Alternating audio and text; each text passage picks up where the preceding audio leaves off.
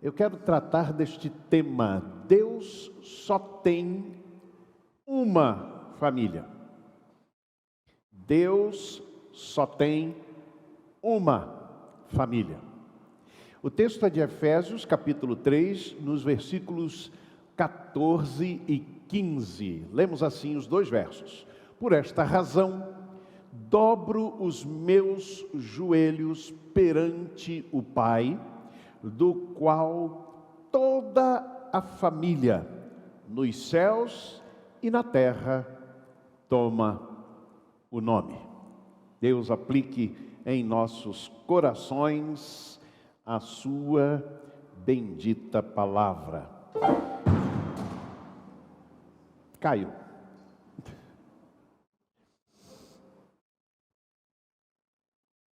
Vou fazer uma pergunta para você.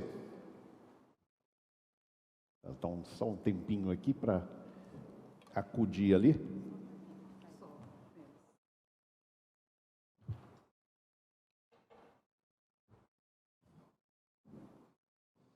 Muito bem. Começo com uma pergunta, mas não precisa me responder em voz alta. Deus é russo ou ucraniano?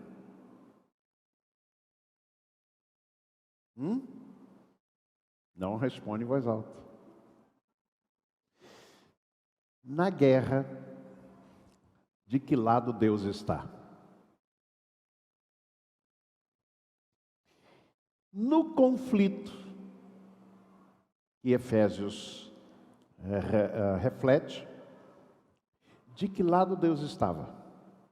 Dos gentios, que é uma expressão que significa não judeus, ou dos judeus? De que lado Deus estava neste conflito que estava sendo vivenciado aqui? A resposta para esse texto também responde à primeira pergunta. Observem o texto, versículo 3. No versículo 3, no início, diz assim: por esta razão, eu, Paulo, o prisioneiro de Cristo Jesus, por amor de vós, gentios, 3 pontinhos. Não sei se sua versão aparece assim. Na minha, nesta aqui, não. Mas na revisada, por exemplo, aparece 3 pontinhos. Eu vou explicar por quê. Porque ele retoma isto lá no verso 14. Por esta razão, dobro os meus joelhos perante o Pai. Ou seja, Paulo aqui, neste capítulo 3, dos versos 1 até o verso 14, ou 15 também, ele dá a razão pela qual ele dobrava os seus joelhos. Observem que o conflito na igreja e a solução deste conflito, não apenas o conflito, mas a solução do conflito, estavam aqui na pauta da oração do apóstolo Paulo. Porque igreja não é para viver em conflito e em guerra entre si, entre os seus membros. Não, para viver a paz. Antes de orar, Paulo pretende explicar o que alguém chamou do plano secreto de Deus. Alguém chamou assim por conta da palavra que vai aparecer pelo menos 2 vezes nesses versos, que é a palavra mysterium, do grego. Mysterium, que a gente vai explicar o que é que significa. Então Paulo aqui, antes de orar, ele vai explicar qual era este plano de Deus para a solução do conflito entre judeus e não judeus, entre gentios e judeus. Este trecho, portanto, do verso 2 até o verso 13, está como que entre parênteses. Vamos aprender algumas preciosas verdades desse texto, e a primeira delas é esta: O Evangelho de Jesus Cristo, ele é inclusivo, ele não é exclusivo.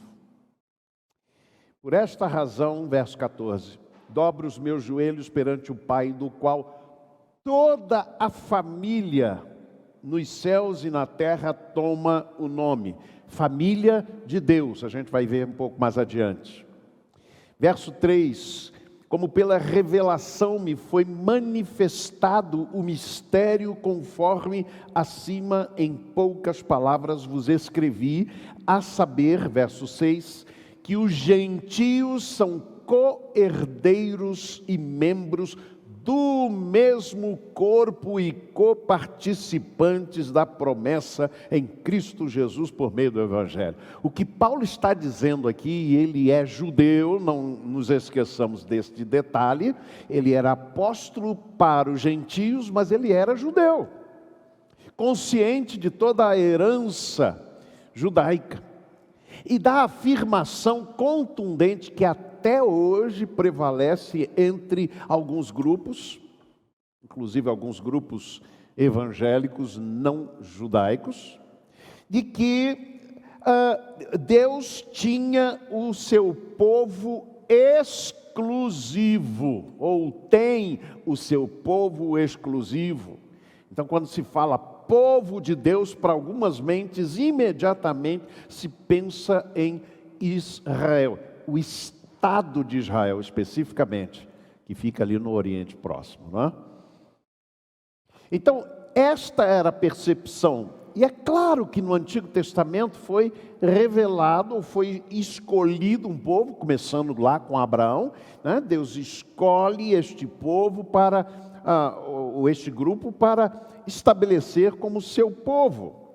Ocorre que esta escolha nunca foi exclusivista. Nunca foi exclusivista. Querem ver a prova? Gênesis 12, 1 em diante, Deus chama Abraão e diz: sai-te da tua terra, da tua parentela, abençoar-te-ei e engrandecerei o teu nome e... O que diz mais? Se tu uma bênção. Em ti serão benditas todas as famílias da terra. Vamos repetir juntos? Todas as famílias da terra. Percebam, portanto, que a escolha, a eleição, não era exclusivista, mas a escolha e a eleição eram missiológicas, ou seja, eles eram escolhidos para cumprir uma missão para que todos os povos da terra fossem alcançados. Mas infelizmente, de um modo geral, Israel, como povo, teve dificuldade de entender isto. E ainda hoje tem essa dificuldade de perceber que a eleição é missiológica.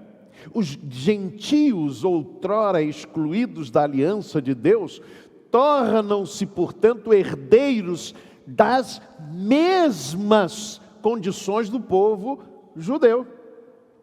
Igualmente membros e participantes do mesmo corpo, o corpo de Cristo, e participantes das promessas de Deus. Que coisa tremenda é isso que Paulo está dizendo para o seu próprio povo, aliás, está dizendo para os gentios, mas os judeus obviamente estão inclusos aí para ouvir essa notícia. Que coisa! Como é que é, Paulo? Eles têm a mesma promessa que nós, não é possível. Ele usou a expressão mistério aqui 2 vezes. Mistério em português significa algo obscuro, algo secreto, algo enigmático. O que é misterioso é inexplicável. Mas a palavra mysterion, do grego, não quer dizer a mesma coisa do que em português. Mysterion, do grego, significa um segredo revelado. É por isso que ele diz: pelos santos profetas, santos apóstolos e profetas, é revelado este mistério. A mim foi revelado este mistério. E que mistério é este? Que gentios e judeus são membros de uma só família, a família de Deus. Deus só tem uma família, é a família de Deus. Deus só tem um povo, é o povo de Deus. O mistério de Cristo, de que ele fala aqui, que ele chama o mistério de Cristo, é a união completa entre judeus e gentios através da união de ambos em Cristo ou com Cristo. Repito, Deus só tem um povo, é o povo de Deus. Deus só tem uma família, a família de Deus. O Evangelho, vocês sabem que significa boas notícias, né? A palavra Evangelho. O Evangelho é boas novas para todos os povos, para todas as pessoas. É por isso que eu tenho dificuldade de entender um pouco que Deus tenha separado alguns para a salvação e outros para a perdição. É por isso que eu não entendo esta percepção que às vezes existe de parte de alguns e de uma certa teologia, de que Deus amou só alguns. E isto, dizem, está demonstrado lá na escolha e na eleição de Israel. Não dá para entender assim. Deus só tem um povo. Agora, preste atenção, qual a implicação prática disso para nós hoje? Para aquele contexto significa o seguinte: olha, vocês gentios estão incluídos. E Paulo está dizendo também para os judeus: olha, os gentios estão incluídos, são membros do mesmo corpo. Meus irmãos, a igreja precisa ser acolhedora, inclusiva, de receber e acolher todas as pessoas. Não pode ser uma reunião de pequenos grupos fechados em que as pessoas que vêm não são acolhidas. Eu queria dizer isso de forma muito forte para você, membro e congregado da Igreja Batista da Graça. Eu estou lendo um livro muito interessante de Andy Stanley, que fundou uma igreja.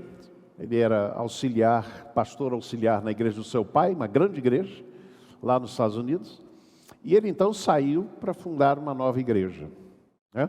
E se tornou uma grande igreja. Aqui ele escreve um pouquinho dos princípios que regeram, e o nome do livro é Intensa e Envolvente.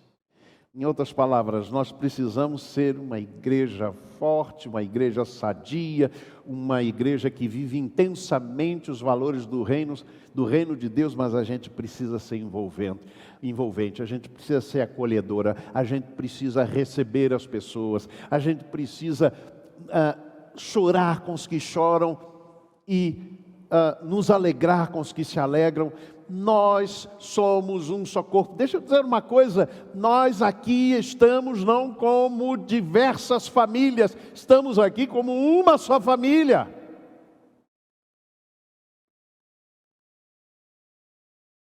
Precisamos de mais acolhimento entre nós. Eu sei que a pandemia dificultou, porque a gente vinha lutando, né, desde o início. A nossa característica nos cultos era este abraçar e sair do nosso lugar, fazer aquela santa bagunça que eu gosto de fazer. Lembra? A gente não pôde mais fazer. Mas eu queria chamar a sua atenção para isso. Quando entrar alguém desconhecido, um visitante, não fique esperando, não é? Ao final do culto, eu sei que a nossa tendência é nos ocupar com os nossos. Mas sai do seu lugar, vai dizer para essa pessoa: olha, que bom que você esteve aqui com a gente. Que bom que você está participando aqui com a gente. Que bom que você está conosco, de onde você é, etc. Este acolhimento as pessoas precisam sentir, gente. O membro ausente precisa ser acolhido por nós. Eu cometi um erro quando eu era pastor lá em Salvador, na Igreja Batista Metropolitana, uma igreja que eu comecei também lá em Salvador. Eu cometi um erro que eu nunca mais me esqueci deste erro que eu cometi. Um jovem da igreja sumiu da igreja, não ia mais nos cultos, eu procurava saber onde é que estava, ele meio reticente, meio que fugia. Aí um dia nós fizemos uma celebração na igreja, no almoço na igreja. E lá estava o jovem. Eu fui falar com ele. Vocês têm ideia do que eu falei para ele? Já podem adivinhar o que eu falei para ele? Foi isso mesmo. Foi isso mesmo que eu falei. Só vem para o almoço, né? A fisionomia dele mostrou-se severa na hora. E na hora eu percebi a bobagem que fiz e falei. Tentei consertar, não teve jeito. Não teve jeito. A igreja precisa ser acolhedora. Eu aprendi essa lição. Nunca mais fiz isso na minha vida. Nunca mais. Quando eu vejo alguém que está ausente, que vem à igreja, eu digo, que bom que você está aqui com a gente. Nem quero saber, nem vou perguntar por que sumiu, por que não apareceu mais. Intensa e envolvente. A igreja da graça precisa ser. A igreja lá de Éfeso e as outras igrejas, porque a gente sabe que a carta aos Efésios era circular, ela precisou ouvir isso. Estes que são gentios, eles são do mesmo corpo que nós. Paulo está falando isso porque ele é judeu. Vejam, ele sai da posição de privilegiado para dizer, olha, nós somos membros de um só corpo. Gente, vamos fazer isso? Vamos nos comprometer a sermos mais envolventes, mais acolhedores, mais preocupados com aquele que a gente vê que não está aqui presente. Vamos buscar fazer-nos cada vez mais a igreja dos sonhos de Deus. Segunda verdade que eu trago para vocês é que o meio da inclusão, né, eu disse que a igreja ela é inclusiva e não exclusiva, o meio da inclusão é exclusivamente, parece até uma contradição, o meio da inclusão é exclusivamente o Evangelho de Cristo Jesus. Exclusivamente. Esse é o caminho para se tornar membro da família de Deus, para se tornar membro do povo de Deus, o corpo de Cristo. Paulo diz no verso 6, repito, a saber que os gentios são co-herdeiros e membros do mesmo corpo e coparticipantes da promessa em Cristo Jesus por meio do Evangelho, do qual fui feito ministro, segundo o dom da graça de Deus que me foi dada conforme a operação do seu poder, segundo o eterno propósito que fez em Cristo Jesus, nosso Senhor, no qual temos ousadia e acesso em confiança pela fé nele. Esse evangelho de que fala Paulo, que é o meio e o único meio da inclusão no corpo de Cristo, na família de Deus e no povo de Deus, ele é primeiro o evangelho da fé. Fé em Deus. Sem fé em Deus não tem jeito. É importante aqui a gente lembrar que há um movimento no meio, eu vou dizer evangélico também, infelizmente, mas religioso, de modo geral no Brasil, chamado universalismo. E fala que todo mundo vai ser salvo de alguma maneira, porque Deus, afinal de contas, ama todos. Sim, Deus ama todos. Mas a revelação bíblica é que o único meio, o único mediador entre Deus e os homens é Jesus Cristo. Não há outro, gente. Paulo aos Gálatas disse, olha, eu estou assustado que vocês estão mudando de evangelho, vocês estão largando o evangelho da graça para um outro evangelho, o qual não é outro, senão a distorção do verdadeiro evangelho. Não há outro caminho, é o caminho da fé, verso 12, é o evangelho da graça, do favor imerecido, e é o evangelho, e aqui eu quero ressaltar esse aspecto, do poder transformador. Havia um hino antigo de apelo, não é? E o pessoal mais antigo assim da minha idade vai lembrar bem. Eu venho como estou, não é? E a gente cantava muito, né? Ou aquele famoso, tal qual estou, eis-me, Senhor. Este evangelho é o evangelho da graça, sim. Tal qual você está, venha. Mas ao chegar, ele te transforma em outro, em nova criatura. Esse é um princípio básico. Não dá para fazer parte do povo de Deus e da família de Deus com as mesmas percepções sobre pecado, sobre salvação, não. É poder transformador. Vejam aí o verso 7, o que Paulo diz: do qual fui feito ministro segundo o dom da graça de Deus que me foi dada, conforme a operação do seu poder. Se eu perguntar para vocês qual é a palavra grega por trás de poder, o que vocês vão me responder? Não é possível que esqueceram, é que faz tempo que eu não falo disso. O dínamos, o dínamo, só para lembrar, o dínamo é, por exemplo, aquele aparelhinho que se usava muito no tempo passado no Brasil, nas bicicletas, se colocava na roda aquele pequeno aparelhinho, e quando você pedalava e rodava, a roda ia girando aquele aparelhinho, e ele transformava energia mecânica em energia elétrica. Então, quando Paulo diz de poder, ele usa a palavra dynamis, porque é poder transformador. Aparece lá em Atos capítulo 1, verso 8, mas recebereis poder ao descer sobre vós o Espírito Santo de Deus. E o que diz depois? Diz assim: vocês vão fazer muitos milagres, vocês vão fazer coisas tremendas. É isso que diz o texto? O que diz lá? E ser-me-eis testemunhas, tanto em Jerusalém como na Judéia, Samaria e até os confins da terra. Sabe por que diz isso lá?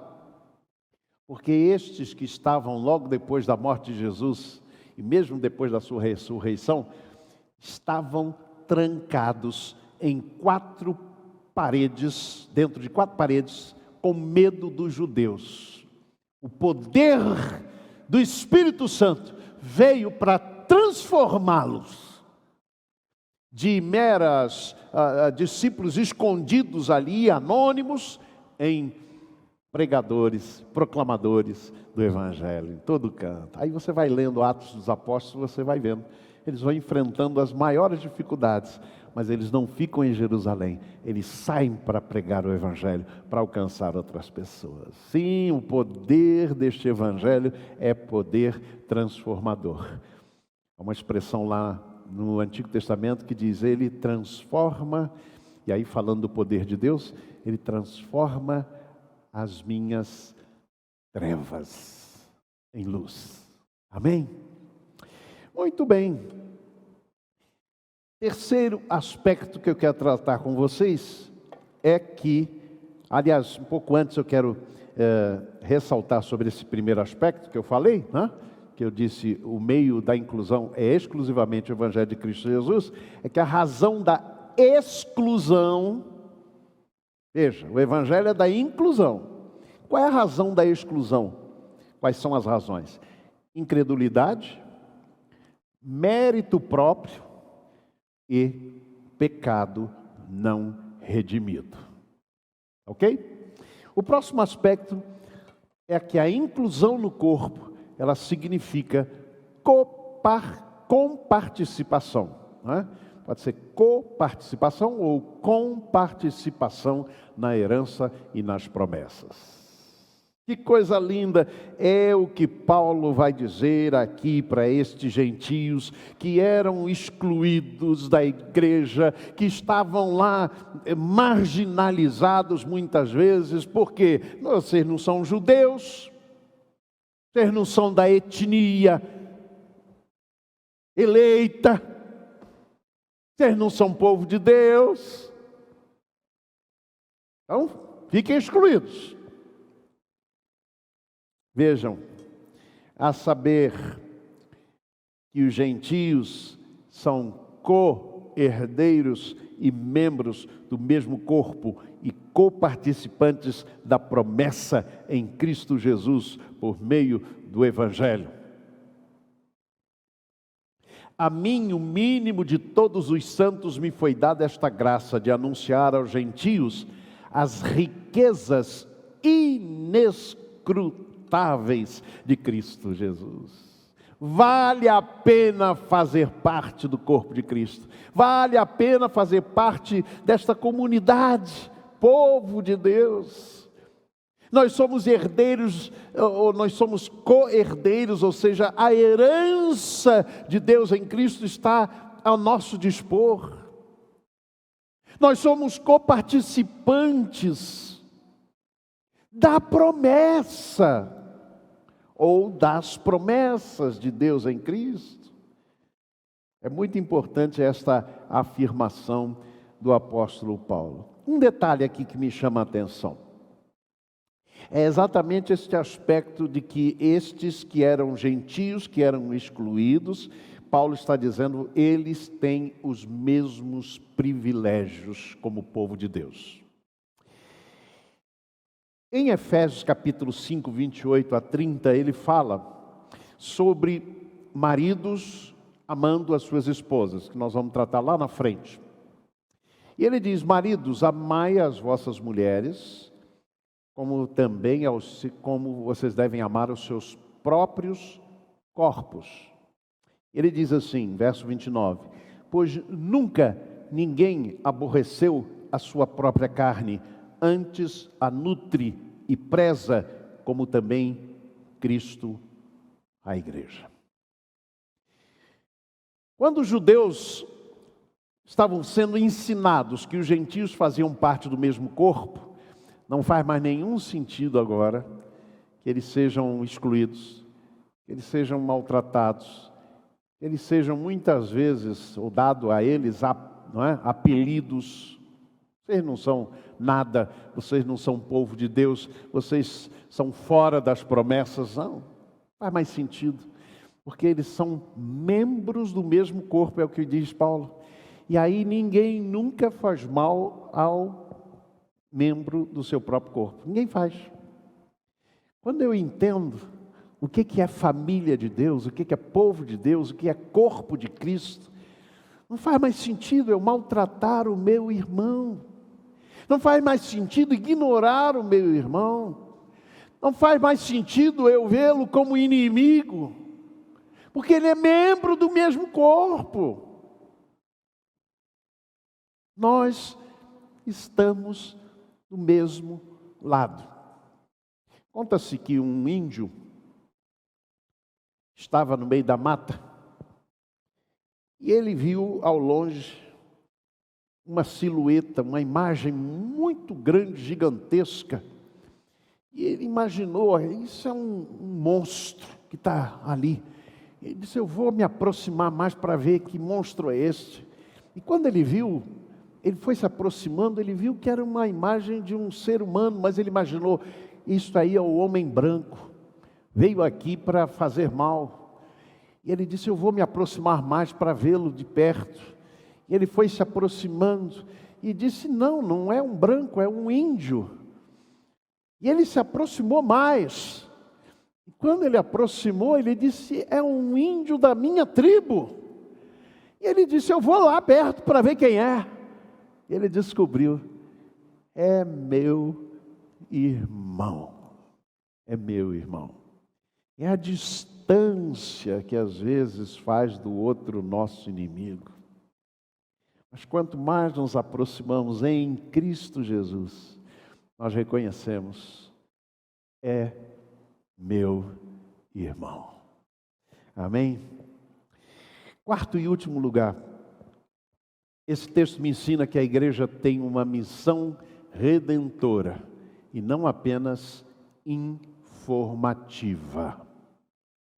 A igreja tem uma missão redentora e não apenas informativa. Às vezes se tem a impressão que a missão da igreja foi transformada apenas em informação. Vamos informar as pessoas do Evangelho.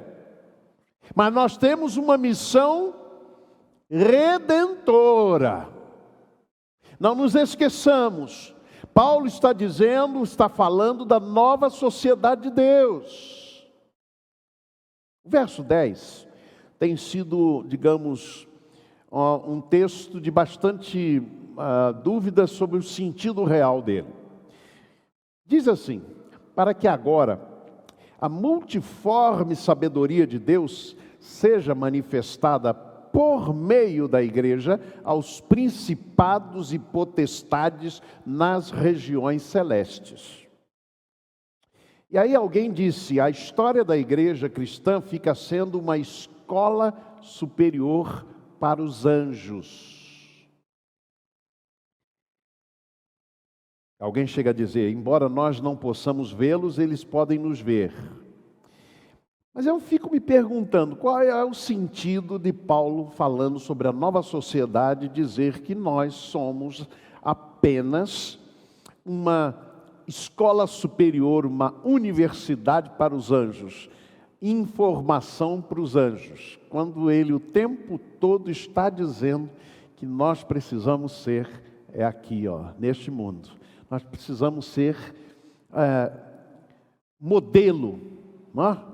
Modelo para o mundo que está nos cercando. É por isso que eu comecei a aprender um pouquinho e pensando sobre o fato de que a gente precisa entender os principados e potestades como sendo não apenas estas forças e inteligências cósmicas, digamos assim, como anjos e demônios, mas também estruturas políticas, econômicas, da própria sociedade humana. Não estou com isso querendo dizer que o que Paulo está nos dizendo é que, como igreja, nós temos uma ação política, como igreja, como corpo. Temos uma ação política de defender esta ou aquela ideologia, não é nada disso. O que eu estou querendo dizer é que a igreja precisa ser um modelo visual também e principalmente para a terra. Para a terra. Quando Paulo diz para que agora seja manifestado pela igreja as potestades e principados nas regiões celestes, ele está dizendo, até mesmo nas regiões celestes. Há uma ação e uma missão cósmica da igreja, que alcança até mesmo aquelas regiões celestiais, mas ela começa aqui, o palco da ação da igreja é aqui no mundo, não é lá no céu, não. Teve um pregador que foi chamar um irmão para dar o testemunho e disse: nós vamos chamar o irmão fulano tal para dar o testemunho. Deus tirou esse irmão do mundo. Já ouviram assim essa expressão? Deus tirou fulano do mundo. Não é? E aí o pessoal ficou olhando e disse: mas ele está aí, presente, em carne e osso. Porque às vezes nós temos essa ideia de que a vida cristã é para viver lá, só nas regiões celestes, e nos esquecemos de vivê-la aqui concretamente. A nova sociedade de Deus é modelo visual não só para anjos e demônios. A influência cósmica da igreja nos diz que a nova sociedade de Deus é modelo visual para as pessoas. Insisto, não estou falando de ação política. A questão de ação política é questão individual de pessoas. A igreja não é organismo político, não é lugar de fazer política. O púlpito não é lugar de pregação política. né? A gente vê com muita tristeza essas coisas acontecendo. Eu nunca cedi púlpito para político nenhum falar. Nunca. Nada. Ah, mas políticos já visitaram sua igreja, ou a igreja que o senhor pastoreou em algum momento? Sim. E o senhor fez o quê? Não, só registrei a presença. Fulano de tal está aqui. Ó. Nada. Púlpito é lugar da palavra do Senhor, não de política. Então, insisto, não estou falando em ação política da igreja, embora as pessoas individualmente possam ter suas preferências políticas e suas ações políticas. O que eu estou dizendo é que a igreja precisa ser esse modelo de nova sociedade para o mundo, para as pessoas. Não é para anjos só, é para pessoas concretas. Marcos Barth diz assim: as forças políticas e sociais, culturais, religiosas, bem como todas as demais instituições, tradições, maiorias e minorias, estão expostas ao testemunho da igreja. Ditaduras e democracias, organismos que promovem o racismo, os direitos civis, todos estes e outros poderes recebem uma oportunidade sem igual da parte de Deus. Eles recebem o privilégio de ver no meio deles o começo de novos céus e de nova terra. Amém? Através da igreja. Através da igreja. Concluindo.